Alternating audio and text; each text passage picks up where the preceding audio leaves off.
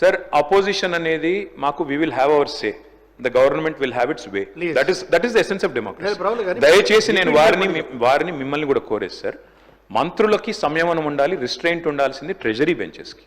Opposition సహజంగానే మేము ప్రభుత్వం చేయని పనులు, ఇస్తానని చెప్పిన మాటలు, హామీలు కాని హామీలు మేము దయచేసి ప్రకాష్ రెడ్డి స్పీకర్ గారితో ఒకటే రిక్వెస్ట్, మంత్రులకి మీరు దయచేసి చెప్పండి. ఇప్పుడు మేము కూడా ప్రొవోక్ చేయాలనుకుంటే మేము కూడా మాట్లాడచ్చు సార్, మేము కూడా చెప్పొచ్చు 30% కమిషన్ అని వాళ్ళ ఎమ్మెల్యేలు అంటున్నారు, 20% కమిషన్ అని సెక్రటేరియట్ లో ధర్నాలు అవుతున్నాయి. మీ పాపం వల్ల ఈరోజు రాష్ట్రంలో 1,00,000 కోట్ల పనులు చేసినటువంటి వాళ్ళ బిల్లు లేక ఏడుస్తున్నారు. ఎంతో కొంత మేము బాగు చేసి కొద్ది సర్ది చేసి ముందుకు పోతా ఉంటే అడ్డగోలుగా మీరు ఈ మాటలు మాట్లాడటం ఇది వాస్తవమా? రైట్, నేను ఛాలెంజ్ చేస్తా ఉన్నాను కేటీఆర్ ని. I have challenge KTR. Now you have to prove that what the statement what you made, otherwise you have to say opposite to this house. He has to make a statement. అధ్యక్ష, నేను అడుగుతా ఉన్నాను, ఇది మీరు prove చేయకపోతే ఈ సభకి క్షమాపణ చెప్పాలి, ఈ రాష్ట్ర ప్రజలకు కూడా క్షమాపణ చెప్పాలి.